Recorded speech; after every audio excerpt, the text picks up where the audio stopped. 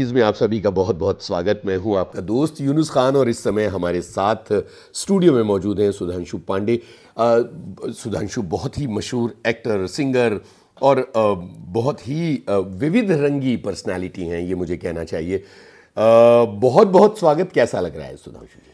आपने विविध शब्द का इस्तेमाल किया बहुत सही जगह पे कि आज हम विविध भारती में बैठे हैं। बिल्कुल। और मेरे लिए ये भाव जो है, ये इसको मैं कैसे व्यक्त करूं समझ में नहीं आ रहा है, क्योंकि आज मैं जब यहाँ पहुँचा हूँ, इस बिल्डिंग में जब एंट्री की तो जी।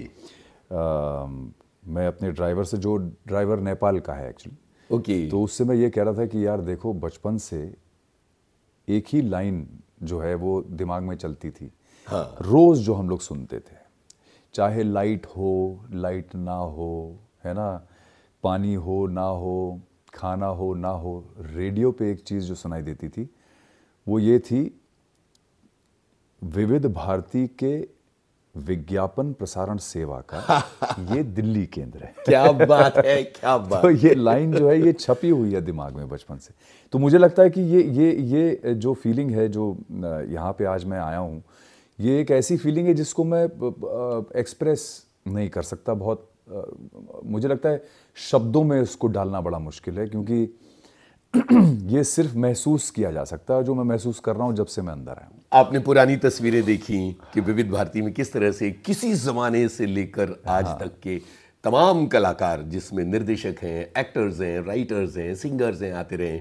आपने हमारी लाइब्रेरी देखी जहां आपकी सीडी भी मौजूद है। हाँ बिल्कुल। तो वो किस तरह का एक्सपीरियंस रहा आपके लिए? नहीं, वही मुझे लगता है कि ये एक ऐसी जगह है जो एक तरह का ख़जाना है, मुझे लगता है, क्योंकि ये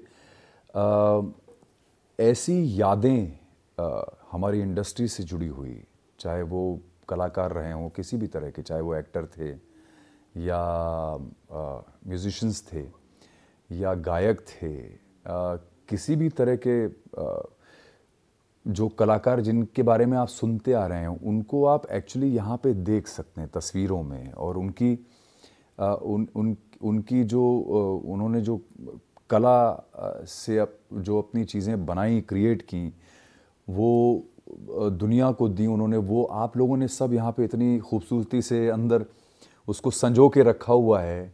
सालों साल पुरानी चीज़ें, 40-40, 50-50 साल पुरानी चीज़ें, शायद उससे भी ज़्यादा पुरानी हो। बिल्कुल बिल्कुल। तो वो एक, जैसा मैंने आपको लाइब्रेरी में मैं अंदर गया तो मैंने आपको बोला, मैंने कहा ये ऐसी फीलिंग है जैसे आप किसी मंदिर में चले जाते हैं। वाह वाह। वहाँ पे आपको एक, क्योंकि मंदिर में जब इंसान जाता है तो कहीं भी जाए, मंदिर हो, मस्जिद हो, गुरुद्वारा हो, चर्च हो, एक वही ऐसी जगह होती है जहाँ इंसान कुछ सोचता नहीं है, सिर्फ वहाँ पे श्रद्धा से भर जाए, श्रद्धा से और नतमस्तक होने जाता है। उसके दिमाग में कुछ होता नहीं है, तो है। कोई भी नकारात्मकता या वैसी ऊर्जा कोई रहती नहीं है, वो सब बाहर छोड़ के जाता है इंसान। बिल्कुल बिल्कुल। वैसी ही ऊर्जा जो है वो इस जगह पे फील हुई जब मैं अंदर गया हूँ। क्या बात है। तो I think this is the best way I can explain कि मुझे कैसा महसूस हुआ। क्या बात, बहुत ही शानदार।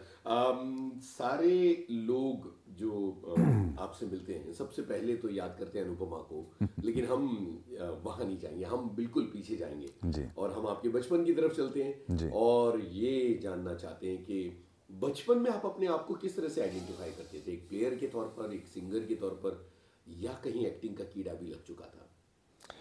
देखिए, बचपन मैं तो यही कहूँगा कि क्योंकि अर्ली 70s में मैं जन्मा, और मुझे लगता है कि हम लोग एक ऐसे समय में पैदा हुए, पले बढ़े कि हमारा जो बचपन था ना वो बड़ा प्योर था। सबसे सुनहरा समय था वो। सबसे सुनहरा समय था, बहुत मतलब मैं कहूँगा कि हमारे जो जो विचार भी थे वो भी मुझे लगता है कि इतने प्योर थे कि क्योंकि सोशल मीडिया नहीं था, ना कोई और ऐसी चीज़ थी, तो हम लोग, टेलीविज़न नहीं था, कुछ भी नहीं था। तो हम लोग जब बड़े हो रहे थे तो हमारे लिए खेलने का मतलब होता था या तो हम पतंग उड़ाते थे जाके, है ना, या दोस्तों के साथ बैठ के कुछ खेल लेते थे, खो खो खेल लेते थे, आइस पाई खेल लेते थे, और इस तरह की चीज़ें जो उस वक्त हमारे लिए एक टॉप नॉच एंटरटेनमेंट हुआ करता था। तो ऐसा कभी बचपन में सोचा नहीं कि मुझे ये करना है वो करना है, जो होता चला आया वो करते चले आए जीवन में, है ना। और खाली ये था कि जब 10वीं में था, 9वीं और 10वीं में, तब सब्जेक्ट चुनने की बारी आई थी। सब्जेक्ट चुनने की बारी आई थी, तब ये सोचा था कि मैं फ़ौज में जाऊंगा, क्योंकि मैं 9वीं और 10वीं में जब था तो मैं आर्मी स्कूल में पढ़ रहा था। तो तब था कि बस फ़ौज में ही जाना है, फ़ौजी बनना है। तो मेरे वैसे तो कई क्लासमेट फ़ौज में चले ही गए, जो अब उसमें से कुछ अभी भी सर्व कर रहे हैं, पर मेरा जो था वो, मुझे लग रहा है पढ़ाई में रुचि उतनी ज़्यादा रह नहीं गई थी। तो क्या हुआ कि मैं 10वीं के बाद फिर एक दूसरे स्कूल में शिफ्ट हो गया था, और मुझे समझ में नहीं आ रहा था कि मैं जीवन में करने क्या वाला हूँ, और मैं सच कहूँगा मुझे नहीं पता था। और शायद यही वजह है कि भगवान ने देख लिया कि ये लड़का जो है ये बिल्कुल ही अंधेरे में है तो इसको उंगली पकड़ के चलाना पड़ेगा। तो उन्होंने शायद बचपन से ही मेरी उंगली पकड़ ली, और तब से लेकर आज तक जो है वो उंगली पकड़ के चला रहे हैं मुझे।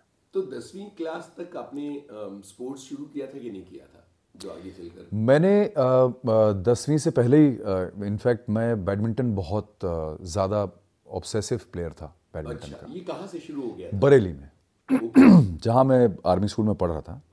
तो बरेली में मैं जब रहता था तो मेरे बड़े भाई जो हैं वो भी, हम लोग सब बैडमिंटन खेलते थे। और हमारा जो अपना जो रेलवे का, मेरे फादर रेलवे से रिटायर हुए, तो रेलवे का जो ऑडिटोरियम था हमारा, वहाँ पे हर साल ऑल इंडिया टूर्नामेंट होता था। तो वहाँ पे सारे दिग्गज प्लेयर आते थे उस वक्त, जो बहुत दिग्गज माने जाते थे। सैयद मोदी साहब, जो बाद में जिनका मर्डर हो गया था अनफॉर्चुनेटली, सैयद मोदी साहब थे, प्रकाश पादुकोण थे, विमल कुमार थे, यहाँ के महाराष्ट्र के बहुत पॉपुलर प्लेयर थे उदय पवार, वो आते थे। वो डबल्स के बहुत बड़े मैजिशियन थे। तो ऐसे ऐसे लोगों के साथ हम लोगों ने, मतलब उस वक्त तो खैर देखते भी थे, खेल भी लेते थे उनके साथ कभी कभी जब वो आते थे। और हम लोग जो है 5-5, 6-6 घंटे रोज़ बैडमिंटन खेलते थे। और मैं स्टेट लेवल तक गया हूँ, स्टेट लेवल में भी पार्टिसिपेट मैंने किया। तो ये था कि यार बैडमिंटन 24 घंटे वही चलता था।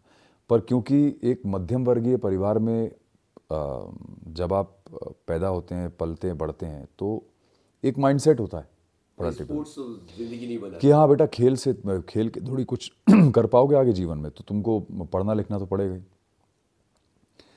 अब अनफॉर्चुनेटली मेरे पेरेंट्स के लिए था कि मेरी ना तो पढ़ाई में रुचि थी, और खेलने से ऑब्वियसली कुछ ज़्यादा उस वक्त ऐसा था नहीं कि कोई पैसा वैसा आदमी कमा सकता था। तो इसीलिए मुझे लगा कि शायद भगवान ने जो है बड़ी जल्दी मेरी उंगली पकड़ ली थी और बोले कि ये लड़का इससे पहले कि भटक जाए, इसको राह दिखा दे। राह दिखाया जाए। बैडमिंटन बहुत दमखम का मामला है, बहुत ज़्यादा, जो है बहुत मजबूत होने जी चाहिए, जी। फिटनेस का बहुत जोर होता है, क्योंकि आपको बहुत जल्दी अपनी एनर्जी को प्रॉपर चैनलाइज करके मैच में बने रहना पड़ता है। रिफ्लेक्सेस बहुत मजबूत होने चाहिए जी, तगड़े होने चाहिए। तो उस दौर में क्या किसी ने आपको कोच किया था, या किस तरह से सेल्फ ट्रेन हो रहे थे आप, क्या हो रहा था?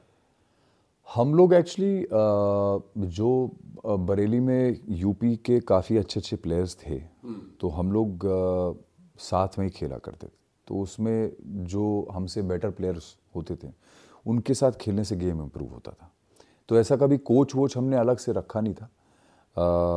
शायद अगर और आगे जाते उसमें तो शायद ऐसा हो जाता कि कोच रख दिया जाता, बट वहाँ तक बात नहीं पहुँची, क्योंकि फिर हम पढ़ाई में और फिर इधर उधर चले गए। क्योंकि बैडमिंटन में ऑब्वियसली बहुत ज़्यादा पेरेंट्स को ये नहीं लगा था उस वक्त कि यार बैडमिंटन खेलने से कुछ होगा। तो हालांकि मेरे भाई भी बहुत अच्छा खेलते थे बैडमिंटन, हम दोनों ही काफ़ी अच्छा खेलते थे। तो कहीं ना कहीं जाके उस पर अंकुश लग गया। पर शौक हमेशा रहा बैडमिंटन का। क्या बात है। देखिए, आर डी बर्मन उस वक्त एक म्यूज़िक डायरेक्टर थे, शायद हमारे जब हम पैदा हुए हैं और उसके बाद जब हमारा बचपन रहा, जब बड़े हो रहे थे, तो उस वक्त मुझे लगता है कि जो सबसे बड़ा इन्फ्लुएंस था म्यूज़िक इंडस्ट्री में वो आर.डी. बर्मन साहब का था जी। और उनके साथ किशोर दा, आशा भोसले, ये जो 3 लोगों की तिगड़ी थी वो इतनी एक्स्ट्रॉर्डनरी थी कि आप के दिमाग पे, आपके लाइफ में उसका इन्फ्लुएंस आना ही था। तो मेरे जीवन में इन लोगों का बहुत बड़ा इन्फ्लुएंस रहा। उसकी सबसे बड़ी वजह ये कि मेरे पिताजी जो हैं उनको किशोर दा के अलावा कोई सिंगर आज तक समझ में नहीं आया। हो, क्या बात है। तो उनको ये लगता था कि एक ही आवाज़ है और उनको वो मर्द की आवाज़ लगती थी। वाह वाह। तो बोलते थे कि यही एक आवाज़ है और किशोर दा से अच्छा उनको कोई लगा ही नहीं। मतलब और घर में किशोर दा के गाने बजते थे, तो इसका मतलब। हमेशा जो है हमारे घर में कैसेट्स जो आते थे वो सारे किशोर दा के होते थे या आर.डी. बर्मन के होते थे। वाह। तो आइदर वे ये दोनों हमेशा एक दूसरे के साथ काम करते। और इनका इन्फ्लुएंस रहा। इनका इन्फ्लुएंस बहुत ज़बरदस्त, बहुत गहराई तक मुझे लगता है मेरे जीवन में। सिनेमा की क्या जगह थी उस दौर में जब बरेली में आप थे और आर्मी स्कूल में? ये जब मैं आपको ये जबकि मैं बात बता रहा हूँ ना आपको, मैं नैनीताल में रहता था। अच्छा। क्योंकि बचपन मेरा ज़्यादा नैनीताल में निकला। अरे बड़ी प्यारी जगह। हाँ, तो नैनीताल एक्चुअली नैनीताल मेरा होम टाउन है। तो नैनीताल जो है, हम लोग वैसे भी उत्तराखंड के हैं ओरिजिनली। तो नैनीताल में बहुत समय निकला। तो ये सब जो मैं आपको अभी बातें बता रहा था, ये किशोर दा की और आर.डी. बर्मन की, ये सब नैनीताल का वक्त था हमारा। अच्छा अच्छा। और जो फिल्म्स भी, जैसे आपने पूछा कि फिल्म्स का क्या इन्फ्लुएंस रहा, तो मेरे माता पिता शुरू से जो थे वो थोड़े से अलग सोच वाले लोग थे। तो उनको आर्ट हाउस सिनेमा बहुत पसंद था।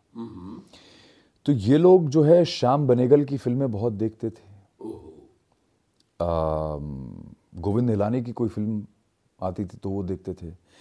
तो आर्ट हाउस सिनेमा ये लोग बहुत देखते थे और ज़्यादातर वो होता था एडल्ट कंटेंट उस वक्त के हिसाब से। तो कभी हम लोग ऐसे उस वक्त देख नहीं पाते थे। तो ये लोग फिल्में देखते थे जैसे अर्ध सत्य है या दामुल है या इस तरह की फिल्में ये लोग देखा करते थे।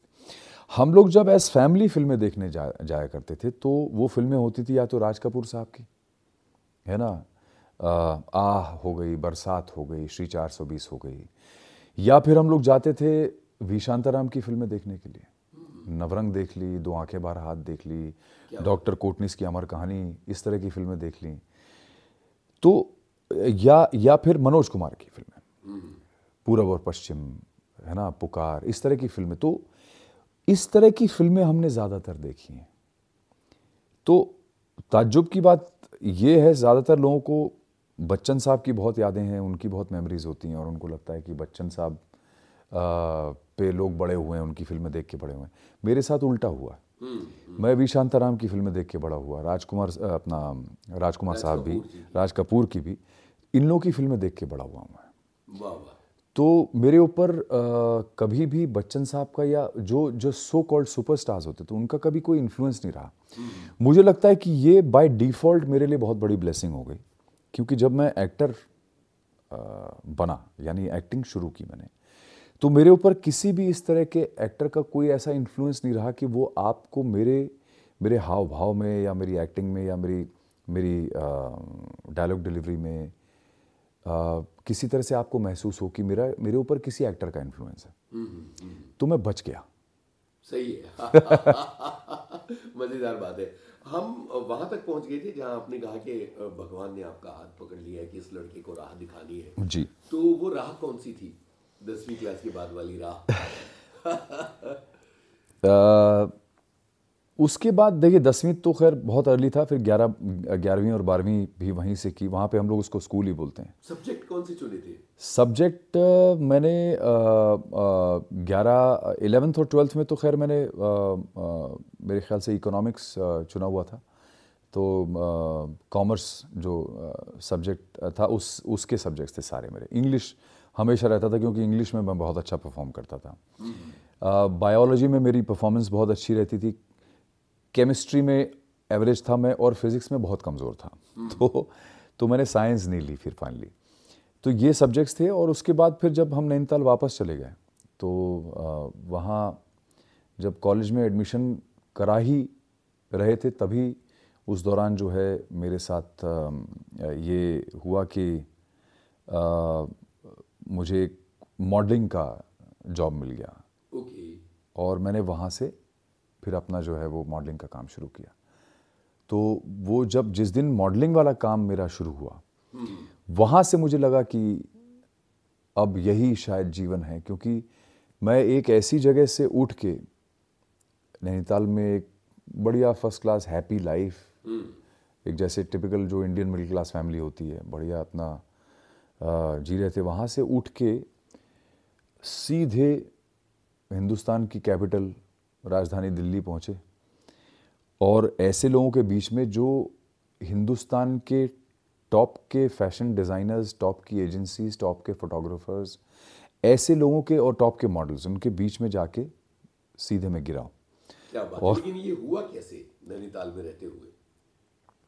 एक्चुअली क्या था कि हमारा, मेरे और मेरे भाई का एक रूटीन रहता था कि हम लोग सुबह उठ के ब्रेकफास्ट वगैरह करके हम लोग बाहर धूप में बैठ जाते थे, क्योंकि नैनीताल में ठंडा मौसम होता है। तो सुबह की धूप में हम लोग मतलब अमूमन बैठते ही थे। तो यही रूटीन था हमारा कि हम निकल के बैठ जाते थे।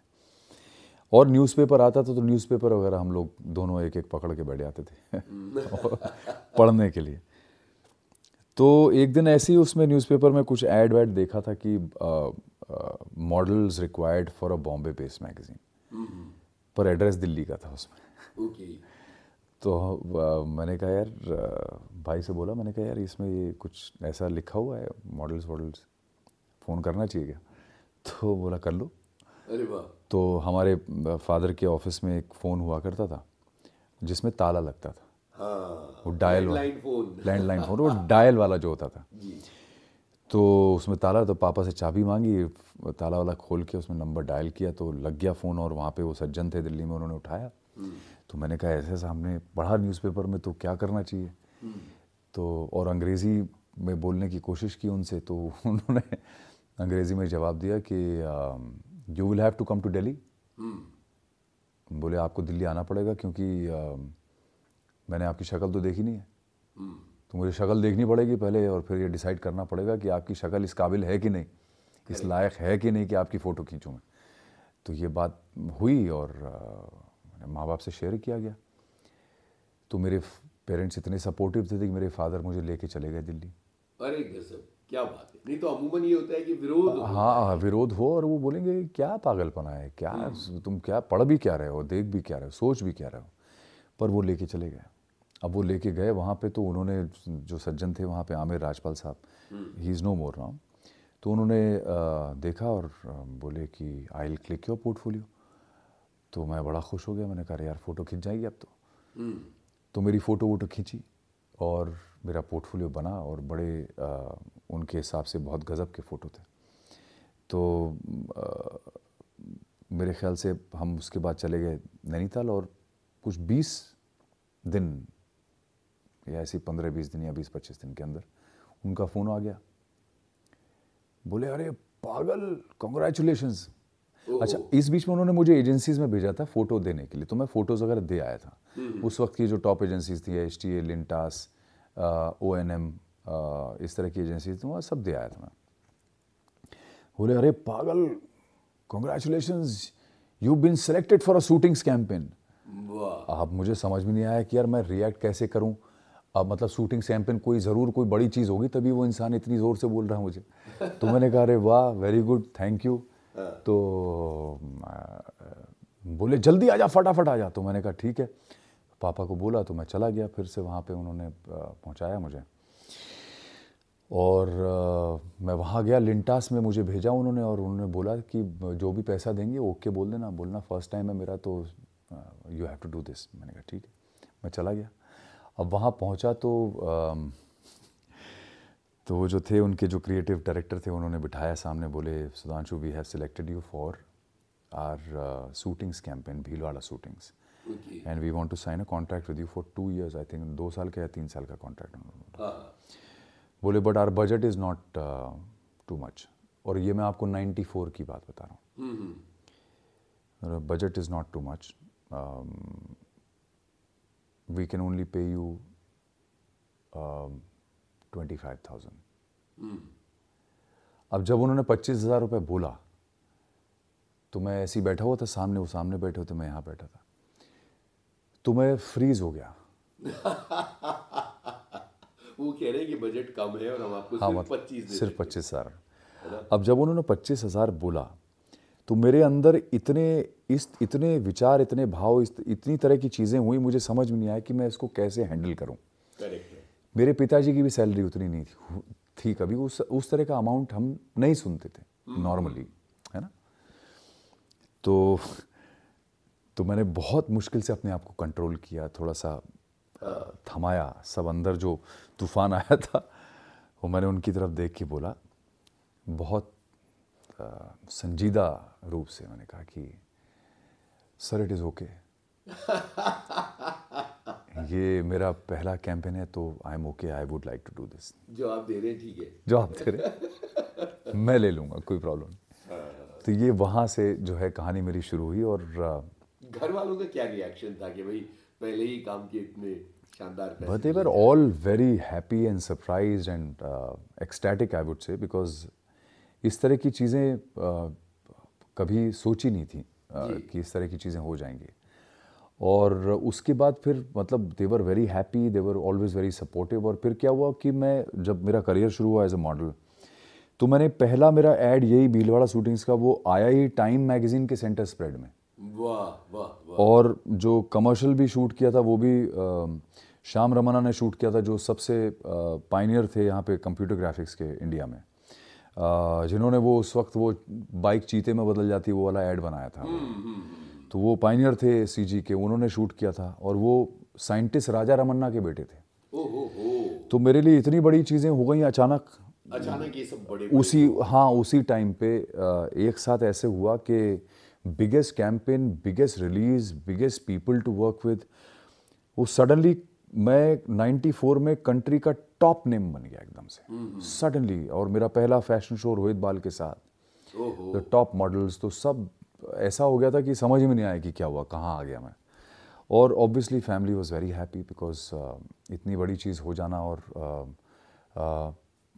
उसी तरह का पेमेंट भी आना, तो मेरे लिए बहुत बड़ी चीज़ थी वो। और इस तरह आप दिल्ली आ गए। इस तरह फिर मैं दिल्ली आ गया और फिर वहाँ पे बस गया मैं। क्या बात। 90s का ज़माना, आशिकी का ये गाना हमने सुना, और ये भी वो फिल्म है जिसने मॉडल्स को स्टार बना दिया था। तो ये भी एक मज़ेदार इत्तेफाक है जिस तरफ हम पढ़ते चले जा रहे हैं। एकदम से फैशन की दुनिया में आप आ गए और नैनीताल जैसे शहर में जो आपकी परवरिश थी, कैसे आप ये सारी चीज़ों को हैंडल कर पा रहे थे? क्योंकि फैशन शोज़ करने के लिए भी एक ख़ास तरह की ट्रेनिंग की ज़रूरत होती है, और इन तमाम लोगों के साथ कैसे आप अपने आप को बदल रहे थे और नई चीज़ें सीख रहे थे? मुझे लगता है कि जो लोग उस वक्त मिले मुझे, जैसे रोहित बाल साहब थे, वो उन्होंने मुझे मेंटर किया, तो बहुत सारी चीज़ें उनसे सीखी मैंने। किस तरह से अपने आप को कंडक्ट करना चाहिए, कैसे रहना चाहिए, क्या कपड़े पहनने चाहिए, किस तरह से बाल होने चाहिए। तो ये बहुत सारी चीज़ें थी। बहुत सारे लोग, क्योंकि अब आप आ गए हैं उनके बीच में और सडनली आपका इतना ज़्यादा नाम हो गया है और सब लोग आपकी तरफ देख रहे हैं कि यार ये he is the next big thing, और ऐसा वैसा करके। तो सब लोगों का बहुत सपोर्ट मिला उस तरह से। तो इंडस्ट्री के लोगों ने बहुत उस वक्त सपोर्ट भी किया उन सब से। और ऐसा नहीं है कि हर इंसान आपको 24 घंटे सिखा ही रहा है, आप उनके बीच में जब रहते हैं तो आपको बहुत कुछ वैसे ही सीखने को मिल जाता है। कई चीज़ें ऑब्जर्व करके वैसे ही सीखने को समझ में आ जाती हैं आपको सीखने। और मैं शुरू से बहुत ऑब्जर्वेंट रहा हूँ, तो मुझे मैं बड़ी जल्दी चीज़ें पिकअप करता था। तो उसका मुझे बड़ा फ़ायदा मिला कि मैं उनके बीच में रह के चीज़ें मैंने पिकअप कर ली। और ऐसी कई चीज़ें हुई जो लोगों को पता ही नहीं चली कि मैंने कब सीखी, कब उनको अपने पूरे कैरेक्टर का एक हिस्सा बना लिया, ताकि उनको ये महसूस ना हो कि मैं एक आउटसाइडर हूँ। तो मैंने अपने आप को बहुत सुंदरता से, बड़ी सहजता से उस माहौल में ढाल लिया था। आज मॉडलिंग की दुनिया बहुत बदल गई है, और लोग बहुत एक प्रॉपर फिटनेस रूटीन का पालन करके और देख के कि इस तरह से हमको बनना है, करना है, और एक लंबा रास्ता तय करके मॉडलिंग की दुनिया में आते हैं। आप इत्तेफाक से आए हुए थे, किस तरह से अपनी फिटनेस और तमाम चीज़ों को आप मेंटेन किया करते थे उस ज़माने में, मॉडलिंग में आने से ठीक पहले और उसके बाद? देखिए, मॉडलिंग में आने से ठीक पहले तो मैं खैर because of all the sports and running and ये सब जो करते थे, बिकॉज बहुत यंग एज थी तब, तो वो ऑटोमेटिकली मेंटेन हो जाता था, कुछ ख़ास करना नहीं पड़ता था। फिर बाद में जब दिल्ली शिफ्ट कर गया तो फिर वहाँ पे पहली बार हमने जिम वगैरह ज्वाइन किया, तो जिम में जाके वर्कआउट करते थे, तो ये सब चीज़ें करते थे हम लोग। और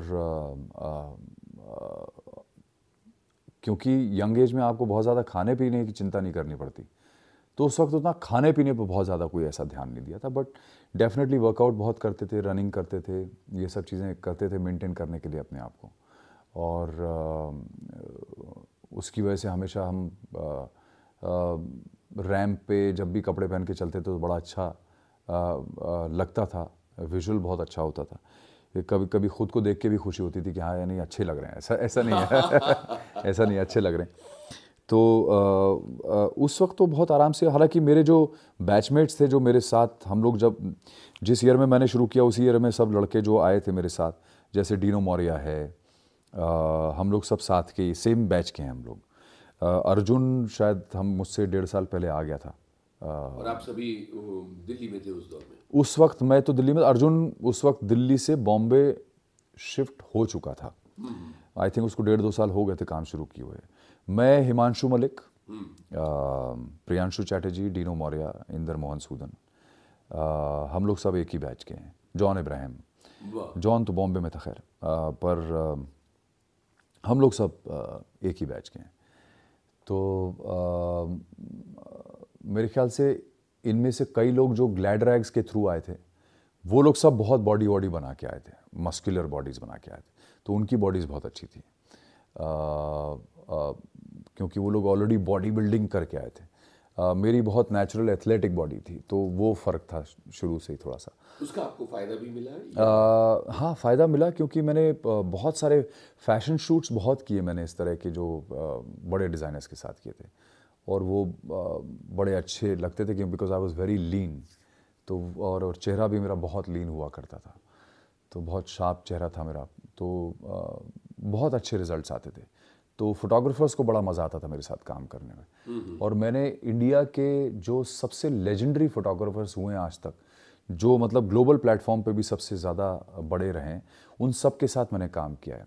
चाहे वो अशोक सेलिन हो, चाहे प्रबुद्धो, चाहे भरत सिक्का, ये सब लोग ऐसे थे जिनकी मतलब लोग बस उनकी पूजा ही नहीं करते थे, बाकी सब कुछ। तो हम अपने सुनने वालों को ये बता दें कि मॉडलिंग के लिए तस्वीरें खिंचाना बहुत मज़े की बात भले लगती हो, लेकिन ये उतनी आसान नहीं है।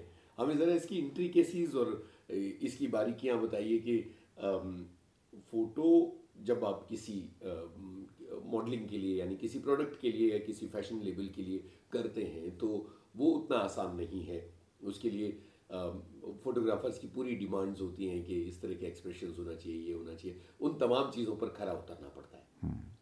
मुझे लगता है कि मैं तो खैर बहुत ब्लेस्ड था कि मैं नेचुरली वो सब चीज़ें बड़ी अच्छी तरह से कर पाया। अदरवाइज़ बहुत सारी ग्रूमिंग क्लासेस होती हैं, बहुत सारे लोग आजकल तो ग्रूमिंग क्लासेस होने लगी, बहुत ज़्यादा जी। तो उसमें सिखाया जाता है बाकायदा कैसे आपको अपने आप को कंडक्ट करना है, किस तरह से चलना है, किस तरह से पोज करना है, आपके जो बेस्ट एंगल्स हैं उसको कैसे एक्सप्लॉइट करना है। ये सब चीज़ें आजकल ग्रूमिंग क्लासेस में सिखाई जाती हैं। और फ़ोटोशूट जब आप करते हैं तो फोटोग्राफर्स आपको बहुत अच्छी तरह से गाइड करते हैं आजकल कि आपको किस तरह से, बहुत सारे फोटोग्राफर्स हैं जो ग्रूमिंग क्लासेस भी करते हैं, वो भी बता देते हैं आपको, तो वे समझाते हैं कि आपके जो बेस्ट एंगल्स हैं उनको समझना, एक्सप्रेशंस को किस तरह से आपको करना है, कहाँ पे ज़्यादा कहाँ पे कम, किस तरह से अपनी बॉडी लैंग्वेज को आपको इम्प्रूव करना है, कौन से आपके पोस्चर्स ऐसे हैं जिसमें आपकी खूबसूरती ज़्यादा इन्हांस होती है, बढ़ती है। ये सब चीज़ें आजकल बहुत अच्छी तरह से बताई जाती हैं। उस वक्त इतना ज़्यादा नहीं था, बट आई थिंक उस वक्त कंपटीशन बहुत कम हुआ करता था, and people were naturally very very very good at their job. चाहे आप मिलिंद सोमन देख लीजिए, अर्जुन रामपाल देख लीजिए, या कोई भी जो उस वक्त के मॉडल्स हैं, मधु सापरे है, मेहर जैसी हैं, ये लोग सब इतने खूबसूरत थे, इतने अच्छे थे अपने काम में नेचुरली, बिना सीखे। तो मुझे लगता है कि ये सब नेचुरल जो कुदरत के करिश्मे थे। बट अब जो है प्रोफेशनलिज्म बहुत ज़्यादा बढ़ गया, तो अब ये सब चीज़ें बहुत प्रोफेशनली सिखाई जाने लगी हैं। और यहाँ एक चीज पर जोर देना चाहूंगा कि देश के कोने कोने में लोग सुन रहे हैं, जी हो सकता है कि नैनीताल में भी लोग सुन रहे जी हैं, और उससे छोटे शहरों में और गांव और कस्बों में जी लोग सुन रहे हैं, उन्हें ये ना लगे कि बस तुरंत अगली ट्रेन पकड़कर ये इतना आसान नहीं होता है। बहुत मुश्किल है, बहुत मुश्किल है। एक्चुअली ये कहना, मैं जिस तरह से समझा रहा हूँ ये शायद उतना समझ में ना आए, पर कैमरे के आगे आकर अपने आप को कंपोज करके संभाल के कुछ भी कर पाना, डायलॉग तो बहुत बात की बात है, बट कुछ भी कर पाना, पोज करना, वो भी एक बहुत बड़ी कला है, बहुत बड़ी आर्ट है। और एक बहुत ही एफर्टलेस दिखने वाली फोटोग्राफ के पीछे भी बहुत मेहनत लगती है। ये बहुत प्यारी बात है जी, तो ये और जितना एफर्टलेस होता है उतनी ज़्यादा मेहनत उसके पीछे होती है। यानी एफर्टलेस के पीछे भी एफर्ट छिपा होता है। बहुत ज़्यादा, बहुत ज़्यादा। तो आपको ये समझना ज़रूरी है कि ये काम जितना सुंदर खूबसूरत दिखता है उतना ही मुश्किल है, तो उसके लिए तैयारी करनी बहुत ज़रूरी है। एकदम यूं ही उठ के नहीं आना है। पॉसिबल ही नहीं है। जब आपकी जिंदगी बदल गई और आप पूरी तरह से लाइमलाइट में आ गए, आप टॉप मॉडल्स में आपका शुमार होने लगा, तो क्या फर्क पड़ा था आपके जीने के तरीके पर, सोचने के तरीके पर? क्या हो रहा था दिल्ली वाली उस लाइफ में? मुझे ऐसा लगता है कि मैं इतना ब्लैंक कैनवस था कि उसके ऊपर उस जीवन की, उस ज़िंदगी के रंग पढ़ते गए, पढ़ते गए, पढ़ते गए, और वो पेंटिंग क्रिएट होती गई। क्या बात है। तो मैं तो अपने जीवन को उसी तरह से देखता हूँ, और मुझे लगता है कि शायद यही वजह है कि मैंने हमेशा हर चीज़ भगवान पे, ऊपर वाले पे छोड़ी है। कि वैसे अब तो ये दुनिया जानती है कि मैं महाकाल को समर्पित हूँ पूरी तरह से। तो मुझे ऐसा लगता है कि समर्पण जो होता है, सरेंडर जो होता है, वो एक ऐसी चीज़ है जो या तो आप नेचुरली हैं हो कि आप मतलब एकदम सरेंडर्ड हों, और आपके अंदर से ये भाव है शुरू से कि भाई जो है बस आप ही का है ना, और आप ही चलाइए मेरा जीवन, मेरे हाथ में कुछ नहीं। तो वो नेचुरली फिर वो आपको उसी तरह से उंगली पकड़ के चलाते हैं। तो ये मैंने एक पॉइंट पे जीवन में आके किया।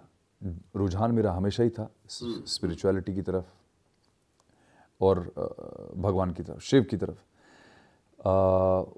फिर एक समय पे आके जो है मैं पूरी तरह से सरेंडर मैंने कर दिया कि भाई अब आप ही देखिए जो है। तो ये है कि हाँ, जब भी कुछ ऐसा होता है तो फौरन चला जाता हूँ उनकी शरण में कि भैया देख लो, यू नो। तो शायद शुरू से ही मेरे अंदर ये एक रहा, और ये बहुत आपके लिए उपयोगी साबित हुआ। मेरे लिए सबसे, क्योंकि क्या है, मुझे ऐसा लगता है कि मैं चाहे लोग मेरी कितनी भी काबिलियत जो भी है, जो भी चीज़ें मैं करता हूँ या कर पाता हूँ, उसकी लोग कितनी भी तारीफ़ करें, मुझे ऐसा लगता है कि मेरे पास कुछ नहीं है। जो है बस उसका है, जो मैं कर पाता हूँ वो बस उसकी वजह से है। और ये सच है, क्योंकि मैंने ना तो कहीं से कुछ सीखा, ना पढ़ा, है ना ही कोई ग्रेजुएशन की, ना ही कोई पोस्ट ग्रेजुएशन की।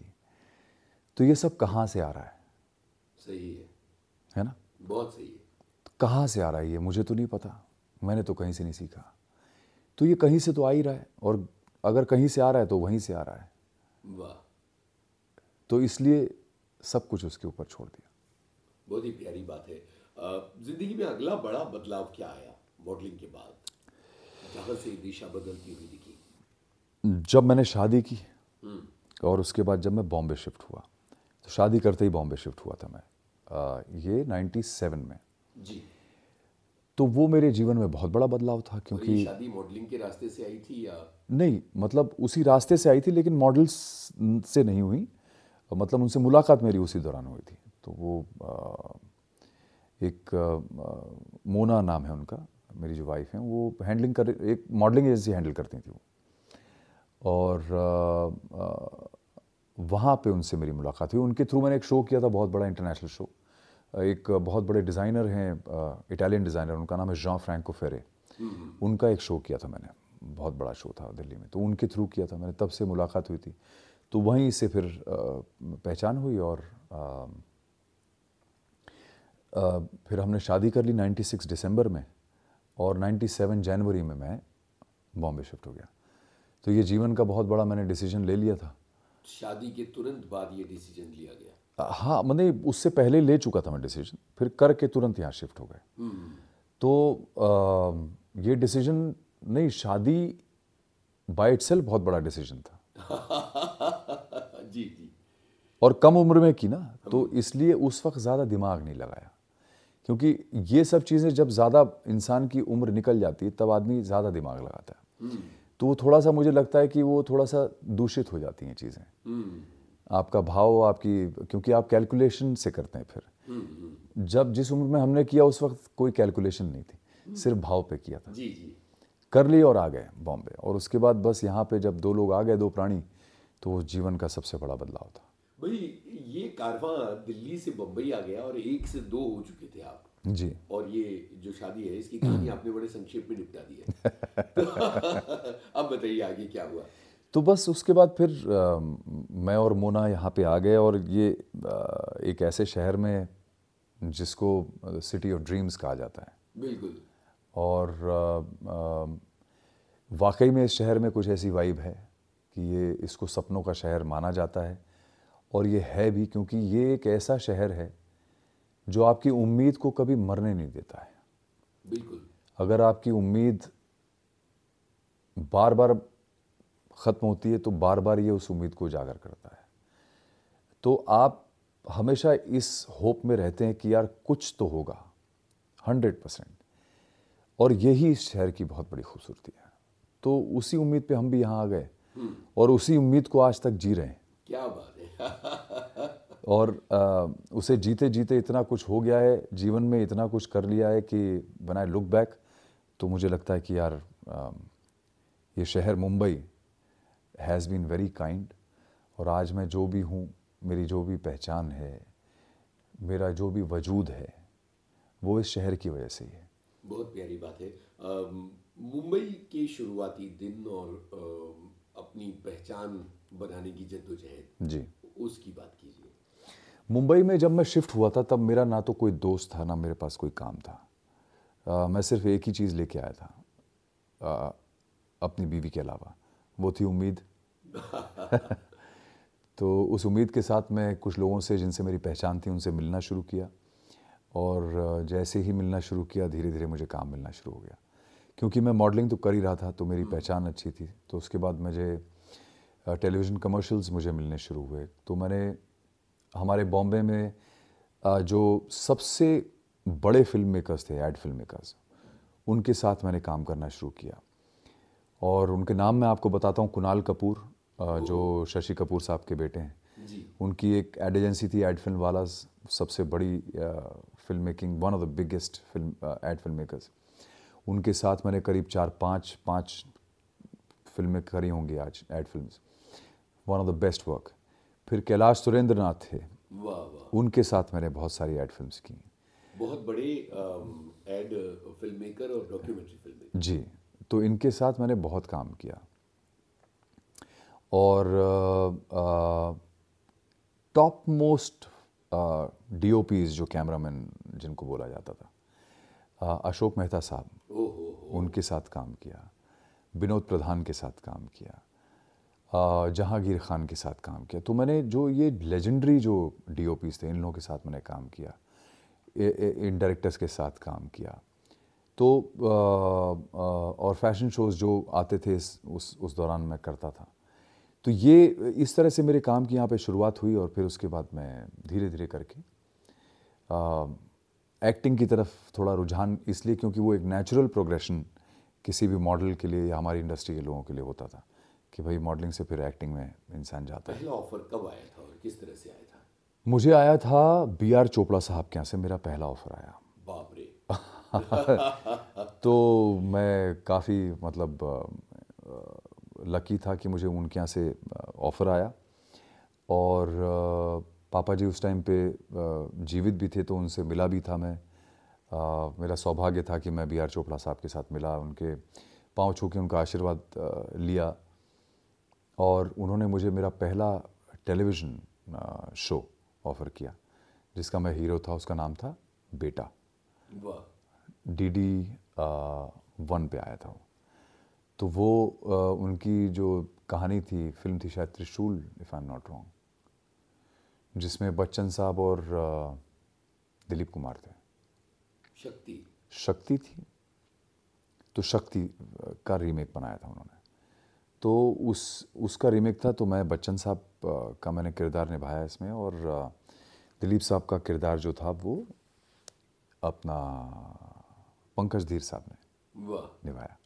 तो ही प्लेड माय फादर, और बस वहाँ से मेरी कहानी शुरू हुई। और उसके साथ ही साथ मुझे साइमल्टेनियसली एक्चुअली 2-3 चीज़ें हुई।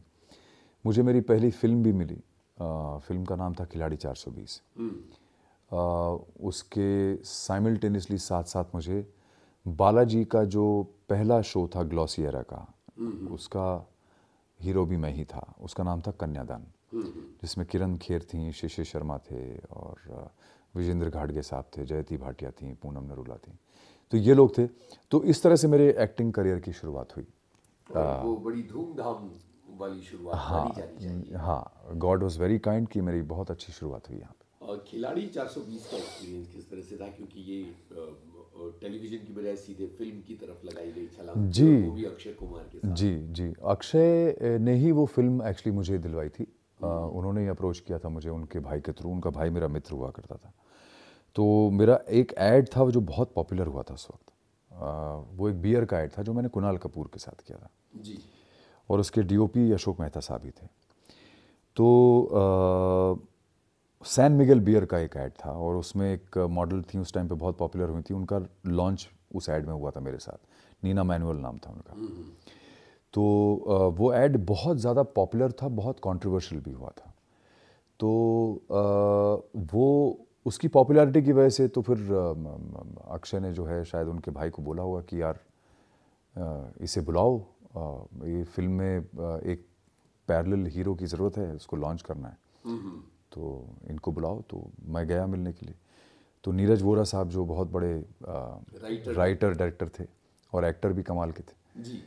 तो वो डायरेक्टर थे, उनकी पहली फिल्म थी और वो लिखी भी उन्होंने थी। तो उनसे मुलाकात हुई मेरी और मुझे फाइनल कर दिया गया। तो वहाँ से जो है मेरे फिल्म करियर की शुरुआत हुई और वो मेरी पहली फिल्म बनी। बात हो रही है खिलाड़ी 420 की, और आपने बताया कि नीरज वोरा के साथ भी काम किया था, और जाहिर है कि अक्षय तो थे ही। तो क्या यादें हैं इस बेमिसाल प्रोजेक्ट की? मैं केशू राम से इस फिल्म के प्रोड्यूसर थे और उन्होंने बड़े प्यार से मुझे साइन किया इस फिल्म के लिए। और मेरी लाइफ का पहला एक्सपीरियंस था जब मैं अकेले बहुत दूर ट्रैवल करके गया था इस फिल्म के लिए। कनाडा गया था मैं, टोरंटो। जी। और मुझे जहाँ तक ध्यान है शायद 27 या 28 घंटे मुझे लगे थे पहुँचने में। बहुत लंबा ट्रैवल था। पहला मेरा सोलो ट्रैवल था अकेले, जब मैं इंटरनेशनली इतनी दूर अकेले गया था। तो वो मेरे लिए सबसे बड़ी यादगार थी। और टोरंटो एक ऐसा शहर था जहाँ मैं कभी गया नहीं था। तो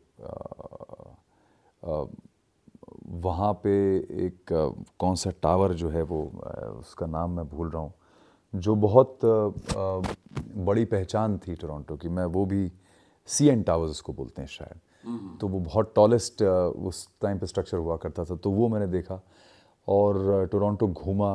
केशू राम से साहब का जो बेटा था वो वहाँ उस वक्त रहता था। तो उसकी गाड़ी थी एक मर्सिडीज़, उसमें हम लोग घूमने, वो मेरी हम उम्र ही था, तो वो हम लोग की बहुत दोस्ती थी, तो हम लोग बहुत घूमे उसकी मर्सिडीज़ में। तो मेरे लिए ये सब एक बड़ा यादगार मोमेंट था कि मैं वहाँ पे जिस तरह से जिस माहौल को मैंने अब्जॉर्ब किया, एक्सपीरियंस किया, वो मेरे लिए बहुत। और मेरी दोस्ती भी हुई वहाँ पे एक्चुअली महिमा को तो मैं पहले से जानता था, महिमा चौधरी, क्योंकि वो मॉडलिंग के टाइम से हम लोग जानते थे। अंतरा माली एक एक्ट्रेस हुआ करती थी, उनसे मेरी बड़ी अच्छी मित्रता हुई वहाँ पे। तो हम लोगों ने बड़ा अच्छा समय बिताया वहाँ पे, बहुत खूबसूरत समय बिताया और मेरे लिए बड़ा अच्छा एक्सपीरियंस रहा। क्या बात है। इस फिल्म का आपके करियर में कितना योगदान रहा, कितना फ़ायदा आपको हुआ आगे चलकर? देखिए, फिल्म बहुत ज़्यादा हिट नहीं हुई थी, तो मैं ये नहीं कहूँगा कि उससे कोई बहुत बड़ा मेरा रॉकेट लॉन्च हुआ था, पर पहचान ज़रूर बन गई थी। और उसके बाद क्या हुआ था कि इंसिडेंटली मैं अचानक एक ऐसा समय शुरू हुआ जहाँ मैं म्यूज़िक की तरफ खींचता चला गया। इसकी क्या वजह थी और ये कैसे हुआ? ये एक्चुअली मेरे जो मित्र हैं करण ओबरॉय, वो भी मॉडलिंग करते थे और वो म्यूज़िक में बहुत उनका रुझान था, तो वो मेरे पड़ोसी हुआ करते थे। तो उन्होंने जो है मुझे एक दिन बोला कि यार मेरा एक मित्र है, मैं उसके साथ अपना एक एल्बम लॉन्च करने के चक्कर में हूँ, और उस दिन मेरी बातचीत हो रही थी, तो अचानक एक आइडिया आया कि यार क्यों ना इंडिया में एक बॉय बैंड बनाया जाए। क्या बात है। और बॉय बैंड कभी हिंदुस्तान में बना नहीं था, हिंदुस्तान में बॉय बैंड नहीं था कभी भी। तो जैसे बैक स्ट्रीट बॉयज़ हैं बाहर और ये सब चीज़ें हैं, तो एक बॉय बैंड बनाने का आइडिया आया, तो बहुत अच्छा उसे लगा और उसने बोला कि यार 4-5 लड़के लेके आओ जो अच्छे गुड लुकिंग हों और जो गा पाएँ। तो उसने बोला कि भाई तू गाएगा गाना? मैंने कहा तू पागल हो गया क्या यार? मैंने कहा कोई सारे गामा आता नहीं, कभी सीखा नहीं, कभी कुछ किया नहीं। बोला अरे भाई तू अच्छा गाता है, believe me, have faith in me, तू चल एक बार मिल ले। तो मैं मिलने चला गया, मिलने चला गया, तो मुलाकात हुई वहाँ पे, तो उनको लगा कि हाँ यार ये सही लग रहा है। तो उन्होंने 4-5 इकट्ठे लड़के करे और उसके बाद हमको हरिहरन और लेस्ली लुइस के सामने बिठा दिया। अरे बाप रे। बोले अब गाना गाओ। तो अब तुम कोलोनियल कजिन्स के नाम से अपना उस वक्त बहुत पॉपुलर थे। हाँ, और वो हंगामा था उनका। अरे बहुत मतलब उनके गाने एक से एक थे, और उनसे मेरी पहचान इसलिए थी क्योंकि मैंने उनके गाने में मॉडलिंग की थी। एक गाना, हाँ, उनका एक म्यूज़िक वीडियो जिसमें वो जो उन्होंने गाया था, उस म्यूज़िक वीडियो का हीरो मैं था। तो मैं उनके साथ ऑलरेडी समय बिता चुका था उससे पहले। लेकिन यहाँ एक और चीज़ है, पंकज उधास के गाने में आप नजर आए थे। वो उससे कुछ वक्त बाद की बात है।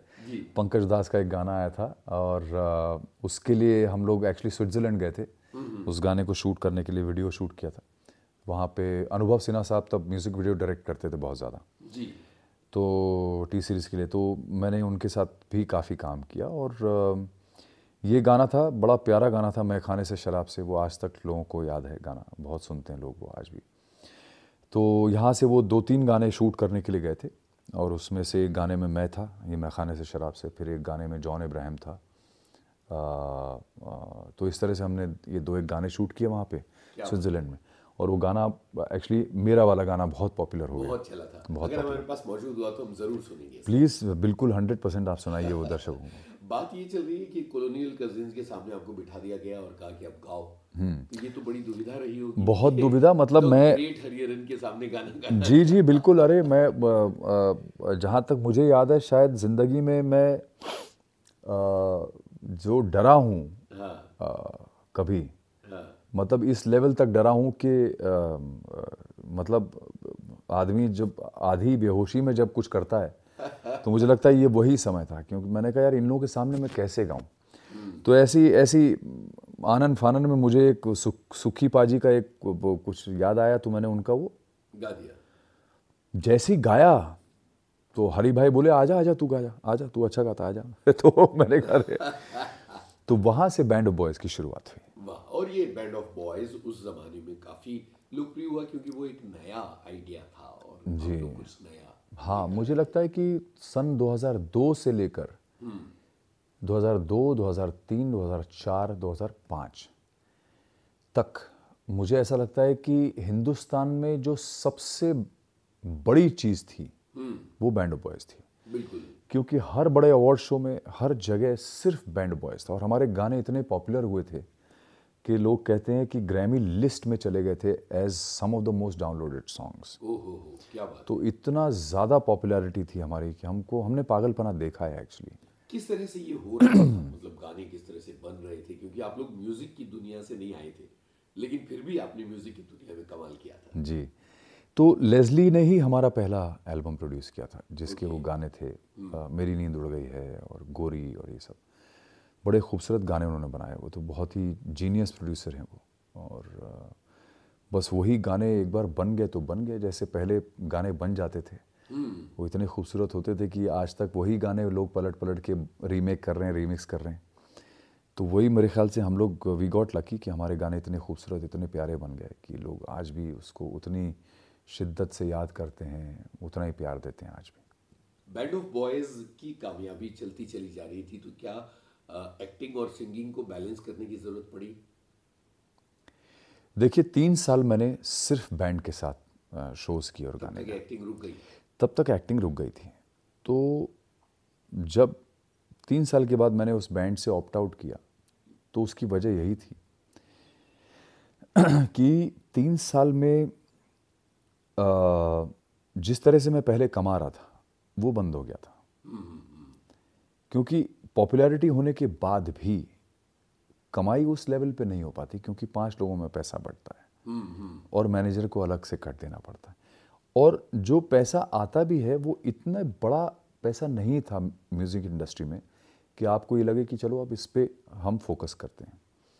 तो 3 साल के बाद मैंने इसीलिए हाथ जोड़ के माफ़ी मांग के वापस अपना एक्टिंग का करियर शुरू किया। क्या ये मुश्किल था आपके लिए? बहुत मुश्किल था, क्योंकि इतनी अच्छी चलती हुई चीज़ को मैंने छोड़ के फिर वापस मैंने स्टार्ट फ्रॉम द स्क्रैच वाला काम किया एक्टिंग में। हालांकि मुझे तुरंत काम मिल गया एक्टिंग में भी और वहाँ से पिकअप हो गया था मेरा काम, पर फिर भी एक चीज़ को, एक चलती चीज़ को छोड़ना, अगर यही चीज़ वेस्ट में होती, अमेरिका में होती या इंग्लैंड में होती या ऑस्ट्रेलिया में होती, तो शायद हम लोग अरबोंपति हो गए होते, क्योंकि हमारे गाने इतने ज़्यादा बड़े थे, इतने पॉपुलर थे।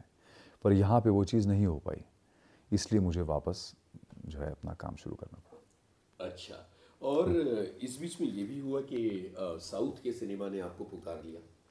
साउथ के सिनेमा ने मुझे तो इस बीच में ये हुआ कि तमिल सिनेमा ने आपको पुकार लिया, ये कहना चाहिए कि साउथ के सिनेमा ने आपको पुकार लिया। जी जी। ये कैसे हुआ? ये actually it was quite surprise for me also.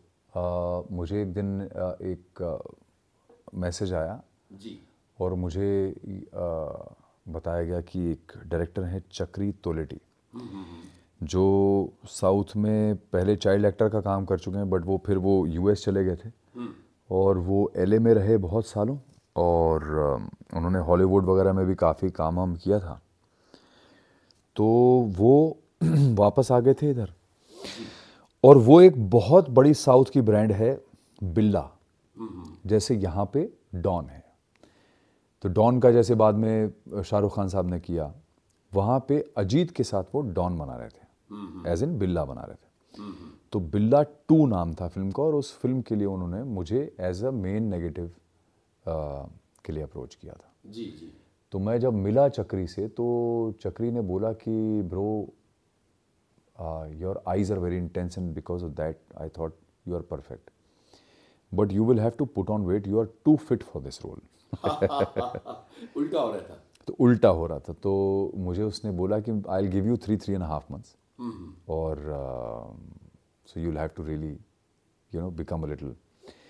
तो मैंने 3-3.5 महीने खूब दबा के खाया पिया और वज़न पुट ऑन किया, दाढ़ी बढ़ाई, सब किया, और उसके बाद मैंने वो फिल्म शूट की। और लैंग्वेज प्रॉब्लम?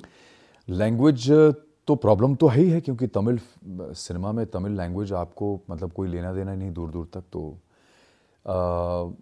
वहाँ पे भी मैंने अपने आप को सरप्राइज़ किया, क्योंकि मैंने तमिल लैंग्वेज बोली भी। मतलब वो डायलॉग्स को इंग्लिश में लिख के आते थे तमिल लैंग्वेज वाले, तो मैं उसको पढ़ता था, याद करता था और उसका मीनिंग समझ लेता था कि क्या है। फिर उनको मैं बोलता था, और उसके बाद उस फिल्म की डबिंग भी उन्होंने मुझसे करवाई। अरे बाप रे! तो डबिंग भी मैंने खुद की है पहली फिल्म की तमिल में अपनी आवाज़ में। तो मेरे लिए वो एक बहुत बड़ा लर्निंग एक्सपीरियंस था, और मैंने वो फिल्म एक ही दिन में डबिंग उसकी पूरी फिनिश कर दी थी। एक दिन में क्या, बल्कि कुछ घंटों में मैंने निपटा दी थी वो डबिंग। तो साउंड इंजीनियर भी बहुत खुश हुए, मतलब खड़े होकर ताली वाली बजा दी, उन्होंने बोला वाह वाह क्या बात है। तो मैंने कहा यार चलो, ये एक और काम मैंने ऐसा कर दिया जिसमें मुझे खुशी भी हो रही है और मैं सरप्राइज भी हूँ कि मैंने ये कर लिया। मुझे लगता है कि मैंने एक चीज़ नोटिस की है कि मैं जब चैलेंजिंग सिचुएशन होती हैं तो मैं बड़ा अच्छा काम कर जाता हूँ। लेकिन तमिल एक तरह से बहुत बड़ा चैलेंज रहा होगा, और फिर लेकिन वहाँ आप खूब चले। वहाँ पे मेरा काम बहुत बाय गॉड्स ग्रेस अच्छा चला। शायद एस्ट्रोलॉजिकली मेरे चार्ट में कुछ ऐसा होगा कि साउथ में मेरा काम बहुत अच्छा है। तो वहाँ पे बड़ा अच्छा मुझे काम मिला और मैंने बड़ी अच्छी फिल्में की। कोविड से कुछ समय पहले तक मैंने वहाँ पे बड़ा अच्छा काम किया और मुझे इस बात की खुशी है कि मैंने करियर की शुरुआत अजीत के साथ की, जो वहाँ के सुपरस्टार हैं, और उसके बाद वहाँ पे जो मैंने लास्ट की 1-2 फिल्में की वो रजनीकांत साहब के साथ रोबो 2.0 जिसमें मैंने नेगेटिव रोल किया, और एक प्रभु देवा के साथ प्रभु की फिल्म थी जिसमें प्रभु हीरो थे और मैं विलन था। तो प्रभु ने भी उनके साथ, हालांकि प्रभु देवा यहाँ बॉम्बे में मेरे पड़ोसी भी रहे थे कुछ समय तक। अच्छा।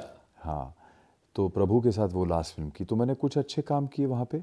और अब खैर इस बीच में बहुत लंबा गैप हो गया है, तो मैं अब मेरी कोशिश है कि मैं साउथ में फिर से कुछ अच्छा यादगार काम करूँ। क्या डिफरेंस नजर आया बॉम्बे और साउथ के काम के तरीके में? ज़मीन आसमान का फ़र्क है जी। मेहनत यहाँ भी करते हैं लोग, मेहनत वहाँ भी करते हैं, बट मुझे लगता है कि वहाँ पे जो पैशन है फिल्म मेकिंग का, जी। वो पैशन हमारे यहाँ नहीं है। जी। वहाँ पे उनका जो ऑब्जेक्टिव है बड़ा अलग है। फिल्म मेकिंग का उनका ऑब्जेक्टिव है कि उनको ऑडियंस को खुश करना है हर तरह से। तो वो लोग जब भी फिल्में बनाते हैं वो ऑडियंस को भगवान मान के बनाते हैं कि भगवान नाराज़ नहीं होना चाहिए, तो वो ऑडियंस को उस नज़रिए से देखते हैं। वहाँ पे प्रोजेक्ट सेटअप नहीं होते हैं, यहाँ पे प्रोजेक्ट सेटअप होते हैं। यहाँ पे कौन एक्टर है, कौन है उस पर ज़्यादा फोकस रहता है, बजाय इसके कि ऑडियंस को उनको क्या देना है। सब्जेक्ट्स पे फोकस नहीं करते। वहाँ पे उनके सब्जेक्ट्स पे उनकी अप्रोच जो है सिनेमा की तरफ, वो उनका ये एक लॉयल्टी जो है ऑडियंस की तरफ, वो बहुत ज़बरदस्त है। तो ये बहुत बड़ा फ़र्क है दोनों फिल्मों में।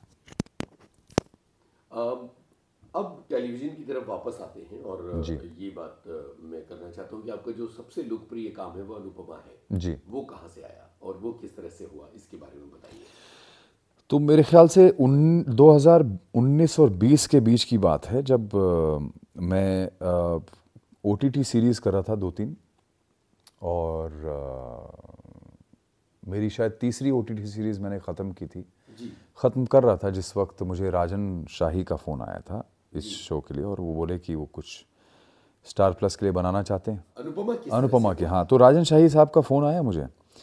तो राजन शाही बोले कि मैं कुछ बना रहा हूँ, अभी तो स्टार भारत के लिए बात हो रही है, बट मैं उसको स्टार प्लस के लिए बनाना चाहता हूँ और मैं पिच कर रहा हूँ, तो उसमें इफ़ यू से यस तो मैं बात करूँ। और ये ऐसा रोल है जिसमें, ऐसा कैरेक्टर है जिसमें मैं और किसी को देख ही नहीं पा रहा हूँ। क्या बात है। तो मुझे बड़ा अच्छा लगा, मैंने कहा चलो अच्छी बात है। तो बोला कि वो पहला ऐसा हीरो पहला होगा ये टेलीविज़न पे जो ग्रे शेड वाला होगा। तो मुझे और भी अच्छा लगा, मैंने बहुत ही बढ़िया बात है। तो वहाँ से ये कहानी शुरू हुई, और शो था एक हस्बैंड वाइफ और एक सेकंड वुमन के बारे में, लव ट्रायंगल एक, जिस तरह से बोला जाए, या रिलेशनशिप ट्रायंगल एक्चुअली। तो उस पे बेस था ये। हालांकि अनुपमा जो नाम पड़ा वो तो बहुत बाद में पड़ा। Show was about the husband wife and the other woman शुरू से ही। तो वहाँ से ये शुरुआत हुई। हमको पता नहीं था कि ये शो पॉपुलर होगा नहीं होगा, पर हमने बड़ी शिद्दत से उसको बनाना शुरू किया। और जो कैरेक्टर था वनराज शाह का, वो मेरे लिए बहुत एक प्लेग्राउंड था, ऑथर बैक नहीं था, क्योंकि उसकी डेफिनेशन कोई नहीं थी, उसको डिफाइन नहीं किया गया था। क्या सारा फोकस अनुपमा पर था? नहीं, ऐसा बिल्कुल भी नहीं था। अनुपमा तो बाय डिफ़ॉल्ट हो गया। देखिए, वो कहानी तो वनराज शाह, अनुपमा और काव्या की थी। बाय डिफ़ॉल्ट शो का नाम अनुपमा उन्होंने रखा क्योंकि उनको माँ रखना था, उसमें माँ से रिलेटेड नाम रखना तो इसलिए वो अनुपमा हो गया। अदरवाइज़ वो अगर सपोज़ शो का नाम वनराज रखते तो भी उतना ही पॉपुलर होता, क्योंकि वो सब्जेक्ट इतना कमाल का था। और उस शो में वनराज शाह का जो किरदार था, वो सारा जो ड्रामा था, सारा जो डिबेट था, वो सारा उस कैरेक्टर की वजह से ही पैदा होता था। सारा क्राइसिस तो वो सारी कहानी को जन्म देने वाला कैरेक्टर वही था, सारे इंसिडेंट्स को जन्म देने वाला कैरेक्टर होता, बट वो डिफाइंड नहीं था। इसलिए मेरे लिए फ्री प्लेग्राउंड बना वो। तो मैंने उस कैरेक्टर को मैंने बहुत शिद्दत से, बड़े खून पसीने से सींचा उसको मैंने, और उसकी हर चीज़ को, हर एक कैरेक्टरिस्टिक को मैंने इतना ज़्यादा स्ट्रॉन्ग बनाया कि लोग उसकी हर चीज़ से रिलेट कर पाते थे। नफ़रत भी करते थे, प्यार भी करते थे, तारीफ़ भी करते थे कि यार ऐसा बेटा होना चाहिए, ऐसा बाप होना चाहिए। तो ये सब चीज़ें उसमें और फिर गुस्से वाला भी था, प्रोटेक्टिव भी था, ये भी चाहता था कि उसकी बीवी कुछ ना करे, घर पे बैठे बच्चों का ध्यान रखे, माँ बाप का ध्यान रखे, कमाना उसका काम है। तो वो जो टिपिकल एक माइंडसेट होता है उसको। और इसी बीच में उसका ये भी था कि उसका एक किसी के साथ अफेयर था, तो वो भी एक उसकी ज़िंदगी का पहलू था। पर वो उस चीज़ से कभी भी अपने परिवार को इफेक्ट नहीं होने देना चाह रहा था, क्योंकि उसने कभी अपनी वाइफ से प्यार नहीं किया, क्योंकि उसकी वाइफ से प्यार उसने इसलिए नहीं किया क्योंकि वो किसी और से प्यार करता था, जो उसको छोड़ के चला गया था, जो हमने एक वेब सीरीज़ में दिखाया था, नमस्ते अमेरिका में। तो वनराज बुरा आदमी नहीं था। वनराज जिससे प्यार करता था वो लड़की उसे धोखा दे के गई, तो उसने अपने पिताजी से कह दिया कि आप जिससे बोलेंगे मैं शादी कर लूँगा। तो अनुपमा से शादी हो गई, उसके साथ उसने कॉम्प्रोमाइज़ कर लिया। फिर उसको एक और लड़की मिली बाद में, जिससे उसको जेन्युइनली प्यार हुआ। अब प्यार तो हो गया, लेकिन अपने परिवार पे वो इफेक्ट नहीं होने देना। तो वो सब चीज़ें वो इस तरह से वो चला रहा था, जैसे आमतौर पे इंसान की ज़िंदगी में ऐसी चीज़ें होती हैं। तो वो मेरे लिए कैरेक्टर इतना ब्रिलियंट था कि मैंने उसको बहुत शिद्दत से प्ले किया, और उसको हमेशा कुछ ना कुछ मैं उसमें ऐसा क्रिएट कर रहा था, करता रहा टू द एंड, जिससे ऑडियंस का इंटरेस्ट उसमें लूज ना हो कभी भी। चाहे उसमें हल्का सा मैंने स्ट्रीक ऑफ मैडनेस निकाला, कभी थोड़ा सा हल्का सा पागलपना, तो वो हर चीज़ को वो ऐसे था कि ऑडियंस को घबराहट होती थी कि अब ये कुछ कर जाएगा, या अब कुछ हो जाएगा, या कुछ कर देगा, अब क्या करेगा। कोई यादगार बात है लोगों के रिएक्शन की?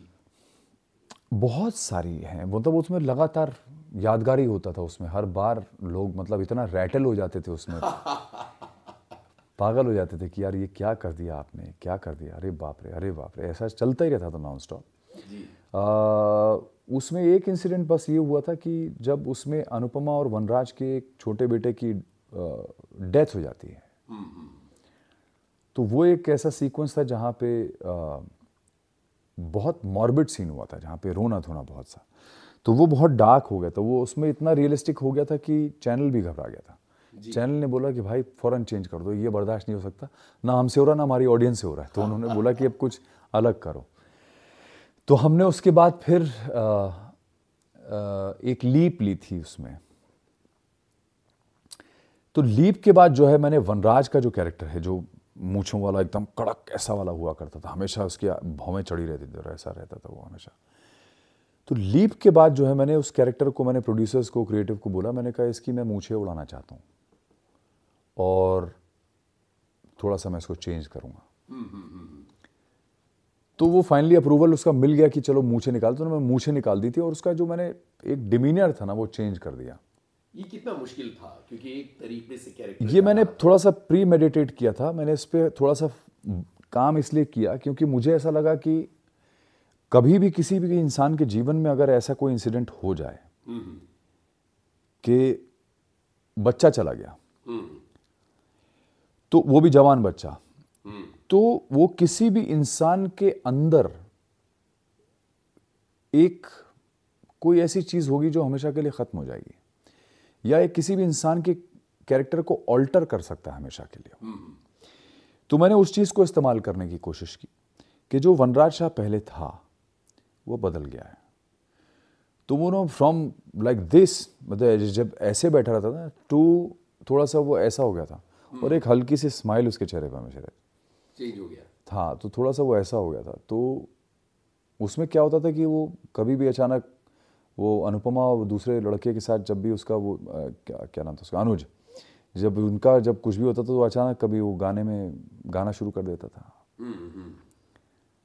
कि अचानक बीच में वो आए और वो एक दूसरे से टकराए और ये देख रहा है और अचानक इसके चेहरे पे मुस्कुराहट आई और उसने गाना शुरू कर दिया, गुम है किसी के प्यार, ऐसा करके। और सभी लोग, जितने आसपास लोग हैं, अचानक सब देखने लगे ये क्या हो रहा है। तो मैंने उसमें हल्का सा उसके पर्सनालिटी को थोड़ा चेंज कर दिया था, तो वो लोगों को और ज़्यादा पसंद आने लगा। और उसमें अचानक वो कभी भी लाफ्टर लेता था, कभी भी कुछ भी करता था, तो वो राइटर्स को भी बड़ा अच्छा लगने लगा। तो राइटर्स ने उस हिसाब से लिखना शुरू कर दिया फिर बाद में। तो उस चीज़ को मैंने प्ले किया 4 साल अपना बढ़िया उसको। और उसके बाद जब मुझे लगा कि अब वक्त रुक सकता है। वागले की दुनिया का एक्सपीरियंस कैसा है ये बताइए। अब बताइए, इतने सारे सीरियल्स किए पर मैंने वागले की दुनिया ही चुना बात करने के लिए। बताइए कि ये कैसा एक्सपीरियंस रहा। एक्चुअली फैक्ट तो ये है कि मैंने टेलीविज़न बहुत लिमिटेड किया है। मैंने 50 से ऊपर फीचर फिल्म्स की हैं, बट टेलीविज़न बहुत लिमिटेड किया है। और मैंने हमेशा वो चीज़ की है जहाँ मुझे दिल किया करने का। और टेलीविज़न में अनुपमा मेरा पहला डेली शो था करियर का। बिल्कुल। और वागले की दुनिया जो है वो एक बहुत पॉपुलर शो हुआ करता था। अंजन जी वागले प्ले करते थे, अभी भी करते हैं। तो वो जो शो के प्रोड्यूसर हैं वो भी मेरे मित्र हैं, जेडी मजीठिया जो हैं वो। और उस शो में जो अब हीरो हैं सुमित राघवन, हाँ। वो भी मेरे बड़े पुराने मित्र हैं। क्या बात है। तो मुझे लगा कि यार क्यों ना ये कर लेते हैं। 2 एपिसोड की बात है, 2 एपिसोड में उनको चाहिए था कि कोई भाई स्पेशल वो गेस्ट लेके आएँ जिससे थोड़ा माहौल बदल जाए शो का। तो मैंने अग्री किया और 2 दिन वहाँ शूट किया। बड़ा मज़ा आया मुझे उनके साथ काम करने। जी जी जी। इतनी सारी फिल्में आपने की हैं। जी। चाहे मैं बात करूं मर्डर की, मर्डर 2 की और सिंघम की, तमाम फिल्में आपकी लिस्ट में नज़र आती हैं जी। किस चीज़ पर अब फोकस है जिंदगी के इस मकाम पर आने के बाद? टेलीविजन पर, वेब सीरीज पर, या बैंड ऑफ बॉयज़ में? देखिए अभी नहीं, बैंड ऑफ बॉयज़ तो खैर वो म्यूज़िक है जो हम पैशन के लिए कर रहे हैं और वो तो चलता ही रहेगा।